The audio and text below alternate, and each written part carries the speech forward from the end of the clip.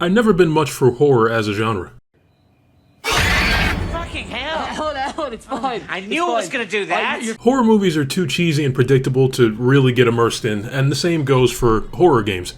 I imagine myself in the horror scenario. I'm grabbing anything I can use as a weapon and expeditiously fleeing the scene at any cost, because the best way to survive a horror plot is to not be there. Why can't we just get in the running car? Are you crazy? Or, in dire circumstances, kill whatever is doing the horroring. Evil dies tonight! Evil dies tonight! Alright, evil dies tonight! Outlast is a good example of a horror game I greatly dislike. You assume the role of a reporter sent to investigate claims of inhumane experiments happening at an insane asylum. On approach to the building, your car radio goes out and phones are also dead. Armed with nothing but your own two hands and a video camera, you're expected to root around in a loony bin, alone, all night, looking for tangible evidence of whatever, it doesn't matter. The point is, find somebody else because nobody needs this job that badly. Anyway, next on my list of breakdowns to do is the first horror game I've done a breakdown for on the channel, Chronos: The New Dawn, brought to us by Bloober Team. Bloober Team, founded in November 2008 by Piotr Babino and Piotr Bilatowicz, is a Polish video game developer based in Krakow. The studio has a modest history of developed games, the highlight of which are their horror games like Layers of Fear 1 and 2, Observer, Blair Witch, The Medium, and the Silent Hill 2 remake. I actually recorded my first playthrough of The Medium way back when, and I will leave a link to that playlist down in the description. In Chronos: The New Dawn, you assume the role of Traveler ND-3576, one of dozens, if not hundreds, of operatives sent to carry out the will of the Collective. A horrific plague of twisting flesh and fractured consciousness has long since overtaken the world, and everything is in ruins. Travelers are tasked with tracking down leads both across physical space and different points in time prior to the collapse of humanity in order to find persons of interest and assimilate their knowledge. Through this work, it's believed they can figure out how and when to stop the disease before it starts. All you have is your armored suit, your service weapon, the Shiftblade EPH-611, and your wits. Chronos: The New Dawn proudly wears its inspirations on its sleeve. If you played Resident Evil or Dead Space, you'll feel right at home shooting or stomping enemies everywhere they arise. Sprinkled throughout each area are notes, records, or recordings left by people that shed light on how bad things were in the midst of humanity's destruction, or provide you with leads on where your current target could be. You will also find boxes containing ammunition for your guns, keys or passcodes needed to make progress towards your objective, crafting materials, valuables you can sell, and cats, because cats somehow made it through a literal apocalypse. Chronos is a survival game first and a horror game second. It's something like a 70-30 split. Surviving is tricky due to a few combining factors. Your inventory is limited to 6 slots at the start of the game, and your starting weapon, the sword handgun, takes up one of those slots. Other slots are occupied by any ammo that can't fit in your current magazine, suit patches which recover health, useful gadgets, and key items which usually disappear after you use them for whatever they're for. The game's only 2 crafting materials, chemicals and metal scraps, are stored in limited quantities apart from your inventory slots. As you progress through the game, you will find more guns. More guns means different ammo types and many more inventory slots taken up, which is generally not great. Your melee attacks are flat out useless 90% of the time, so you need ammunition to make it through encounters with enemies or fire to stop them from merging. Dispatched enemies will collapse on the ground and remain there until a living enemy comes along and decides to try merging with it. If you do not kill that living enemy, or at least set it on fire, it will merge with the downed enemy, increasing its health and covering most of it in armor which bullets cannot penetrate. If you're being chased by multiple enemies, you have precious little time to stop and aim around armor plating to hit flesh, so you have to be aggressive. There's no dismemberment like in Dead Space, so you'll have to dirt nap any and all opposition the old-fashioned way.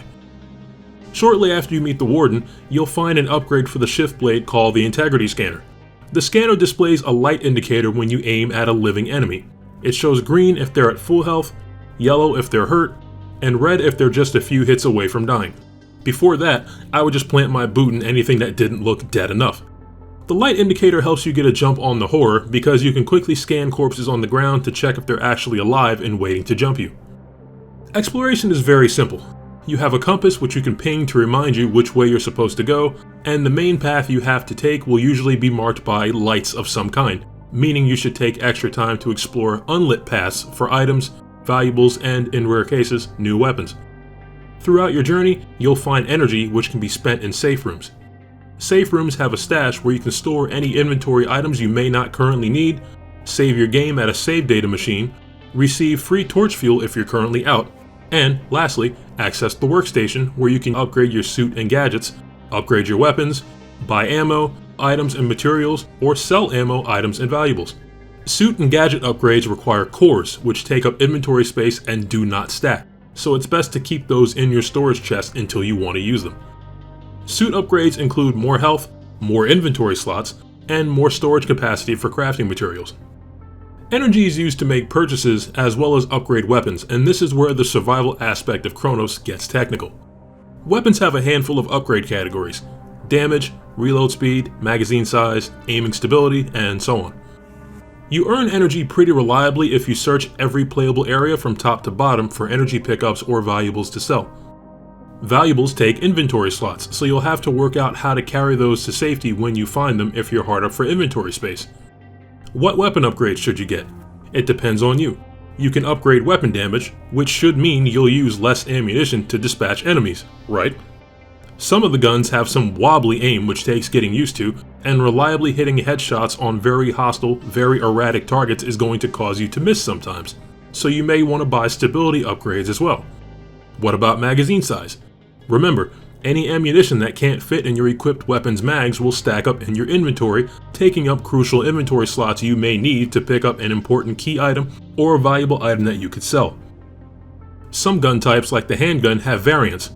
The sword kicks like a revolver and can be charged for added damage, but the dagger shoots more like a semi-auto, and with a few damage upgrades you can surpass the sword entirely. If you favor one weapon over another, it's no big deal.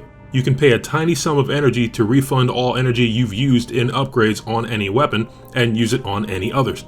You could probably focus all energy on one weapon and beat the entire game with it if you wanted to. Figure out which guns best serve your needs and store the others. The Traveler can manipulate time oddities once you find the emitter. You mainly use it to move walkways or large obstacles in order to proceed with your mission. In certain situations, it can be used to reform detonated explosive barrels or fuel canisters, allowing you to repeatedly use them to damage or stun enemies, which means you will use less ammo or even none at all. A bit of warning: the Traveler's suit is completely fireproof, so you can melee fuel canisters to ignite them and any enemies close to you, but explosive barrels will harm you as well as nearby enemies, so you have to shoot them from a safe distance. Let's say you're out in the field, unsure of when you'll see another safe room. You're hurt, low on ammo, and out of gadgets. Chemicals and metal scraps can create suit patches, ammunition, or torch fuel right there in your inventory, as long as you have an inventory slot open to accept the item you're trying to craft. You can craft items at any time, even mid-combat, but the game doesn't pause for that, so be mindful of your surroundings and quick with the controls. In my playthrough, handgun ammo always came first. If I stay mobile and focus heads, I can avoid most damage and kill enemies before they try to merge. Storytime. I was low on health and completely out of ammunition, with insufficient materials to fabricate more. Fortunately, I had some torch fuel left. Fire damage stuns enemies for 1 to 2 seconds and irreparably damages any downed enemies in range that living enemies might try to merge with. I torched the enemy in front of me, swung on it, and it died. I took a second to heal and breathed the deepest sigh of relief, which, in hindsight, was premature because, of course, more enemies popped up. I used another torch to stop a merge and take down the offending enemy when my melee swing struck an explosive barrel, killing 2 enemies and gravely injuring me in the process. One of the enemies I blew up dropped chemicals, and that gave me enough to craft some handgun ammo. In a brilliant move to conserve my newfound bullets, I used 1 round to detonate a fire barrel behind the enemy to stun it, then moved in for melee, misjudging how much health the enemy had left, so it struck me, putting me maybe 1 hit away from death. In a Hail Mary, I charge shot the enemy to down it, then ran up and punched it a couple times, and it died. Not 2 minutes later, I wound up in a much worse situation and narrowly made it out. The point is, you can never be too prepared no matter what part of the game you find yourself in. That being said, being prepared for what lies ahead can be somewhat cheesed when you recognize the telltale signs that shit's about to go down, and this is where the horror tries to get you. For me, my heart rate was usually so heightened while playing in anticipation of the scares that the actual scares didn't even register with me when they happened. As you progress through the game, the scares get less predictable and in some situations very dangerous, but as a general rule, just don't ever let your guard down when outside of a safe room. Remember, you have free will, so if you are in dire straits, just run back to the nearest safe room in order to heal or restock at the workstation after tough fights. In Chronos, breaking into a side room or looting precariously placed items may rouse any nearby enemy spawn points or living enemies playing dead on the ground. But the integrity scanner I mentioned earlier can spot the latter. Enemy spawn points look like toothy, pulsating openings in walls of flesh and are easy to spot after the first time you notice them. There are also wall-bound enemies that will grab you if you enter line of sight, but you can hear them writhing or see them moving slightly, and one headshot to either head is all it takes to end them, so they're a non-issue. If you see a wide open area with explosive barrels or fuel canisters, you'll get into a fight in that area at some point. If you see a ton of enemy bodies laying around, scan and kill any you can, but beware that killing one may kickstart a larger encounter. Carefully look around the immediate area and think before firing away. Take stock of your ammo reserves and items and always have an exit plan. Making it through Chronos may sound harrowing, but you will know all the game's tricks after maybe 4 to 5 hours, so a third of the way through. After that point, you'll be much more confident about your choice of weapons and what you actually need in your inventory. Now it's time for Review Bombing. This is a segment of the breakdown where I show you negative reviews from people who don't like a game and explain why they're wrong, usually. First up, Ulysses says, "Decent game, but becomes far too easy and engagements are always predictable. Plot becomes absolute garbage towards the end and ruins any potential aspects of interest this game had. Once initial intrigue wears off, feels like the game attempts to build tension and fear by just spamming jump scares / skittering in the dark mobs over and over again. But considering how telegraphed every fight area is, it doesn't really do anything but just feel tedious. Atmosphere is similar in a sense, it gets stale and repetitive quick. I initially was fascinated and loved the game, but about 1.5 through, I just wanted to finish for the sake of finishing it." I sort of get where he's coming from. As I explained, the game doesn't have much new to show after a third of the way through, but then again, a lot of games aren't still introducing new mechanics or whatnot 30% of the way through the game. You're introduced to the setting, you're given everything you need to succeed, and then the game takes off the training wheels and watches you successfully ride away like a proud parent. Nothing wrong with that. As for the plot, I know what it's like to be over the plot before a game is finished, but this one held me. Nothing felt repetitive or padded for time, and it all moved at a decent pace that kept me immersed in the goings-on. I did feel like the ending was rather abrupt, but I also didn't have any additional questions after the credits, so I didn't dwell on it. I also see that Ulysses here was 34 hours in at the time when he posted his review. Keep that in mind when you hear what I say at the end about the game's runtime. This next review is from Mr. F, who had a lot to say, and I have to read the whole thing, so strap in. Edited for a few spoilers, they said, "The first 3/4 of the game is very good, and I really hate to give it a thumbs down, but there are just too many things I disliked here that prevent me from recommending it. No, it wasn't too hard. I have played lots of horror games over the years, and it mostly ran fine on my system. Let's start with what I liked. It attempts to be a survival horror game and mostly succeeds. It has limited inventory and fairly slow, deliberate combat in claustrophobic environments. The gameplay is solid and has some unique quirks that I haven't seen in the genre. Taking cues from the Resident Evil remake, you need to burn the corpses of enemies, otherwise living ones will come along and absorb them, making them stronger. Combat is more frantic as a result, as you need to make split-second decisions on which enemies to burn with your precious incendiary resources. Moreover, the combat largely revolves around charge shots. You hold down your trigger to charge, but once you start, you are committed to the shot. As such, you need to be confident in your ability to make a hit before you pull the trigger. If you rely too heavily on quick, uncharged shots, you will rapidly run out of ammo. I found the challenge to be just right. I rarely felt too comfortable, but I wasn't constantly scraping by either. There are also lots of collectibles, which is always a big plus for me. Bonus weapons, hidden areas, and cats that drop items are fun to discover. Voice acting and graphics are mostly excellent. Lots of neat visual effects, and the performances are full of emotion. Finally, the setup to the story is unique and intriguing. The setting of communist Poland was a neat choice and a great setting for a story about a disease outbreak. More than anything, this mystery of the change, who the collective and the traveler are, and picking up on thematic elements kept me wanting to proceed through the gameplay that was mostly fun. Unfortunately, I noticed early on that the environments are quite bland and linear. You spend a lot of time traversing through half-collapsed apartment buildings that all blend together. It really becomes a problem about 3/4 through. After the third main area, I was ready for the game to start winding down and have the mystery solved. Unfortunately, I was stuck traversing more ruined apartment blocks, fighting waves of the same enemies, solving the same type of basic puzzle, and reading more expository notes that really didn't add much. At this point, when you need to start a thing to activate a thing which you've already done before, the traveler says this is getting tedious. Okay then, if devs know it's tedious, why include the padding? And why give me a sly little wink about it? Just get rid of the sequence altogether.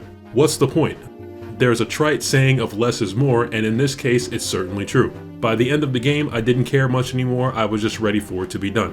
Now, maybe it's one of those games that you need to play twice to fully understand, or get another ending, which I'm okay with in theory, but Chronos' biggest issue is that it's repetitive and overly long to boot.